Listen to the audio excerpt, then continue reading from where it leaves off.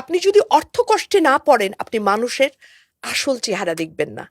আপনার পাশে বসেই যারা আপনার সঙ্গে মানে কফির কাপে চুমুক দিচ্ছে, তারা আপনার একটা ফোন কল ধরবে না যদি আপনি আর্থিকভাবে ডাউন হয়ে যান।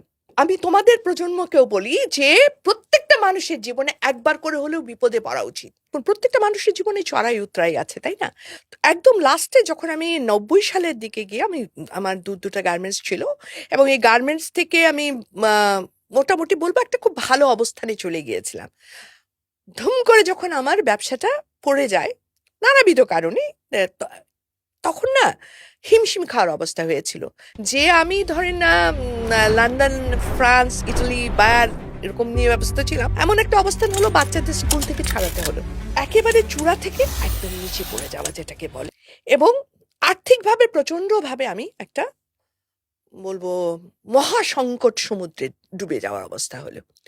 তো সেখান থেকে আবার আস্তে আস্তে আস্তে আস্তে জীবনটাকে নট টু গিভ আপ হিসাবে ধরে নিয়ে যুদ্ধ করে আবার সেটা এটার ঘটেছে ধরে 99-এর দিকে, and about another 6 to 7 years লাগলো আবার আমাকে মোটামুটি একটা, আগেরও টপে না যেতে পারলেও মোটামুটি একটা অবস্থানে আসতে।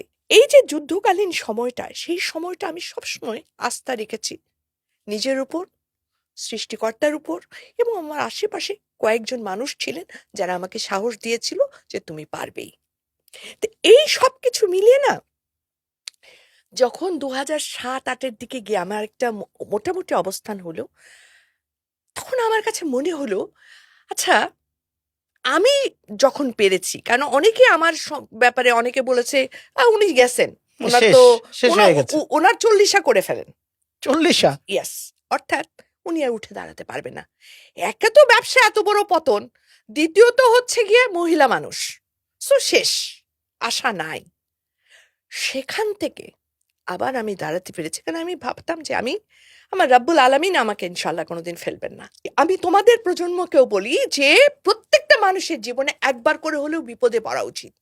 বিপদে না পড়লে মানুষ মানুষ চেনা যায় না, বিপদে না পড়লে জীবন চেনা যায় না, বিপদে না পড়লে নিজের কতটুকু আস্থা অর্জন করা সম্ভব নিজের দ্বারা, নিজের যে শক্তি সাহস, এটা বোঝা যায় না, অনুধাবন করা যায় না। যেহেতু আমি হঠাৎ করে পড়ে গেছি এবং আস্তে আস্তে অবস্থা আর্থিকভাবে ব্যাংক ট্যাঙ্ক থেকে সবকিছু বন্ধ হয়ে গেছে, আমার সিআইবি ব্লক হয়ে গেছে, মানে দেউলিয়ার অবস্থায় চলে যাচ্ছি।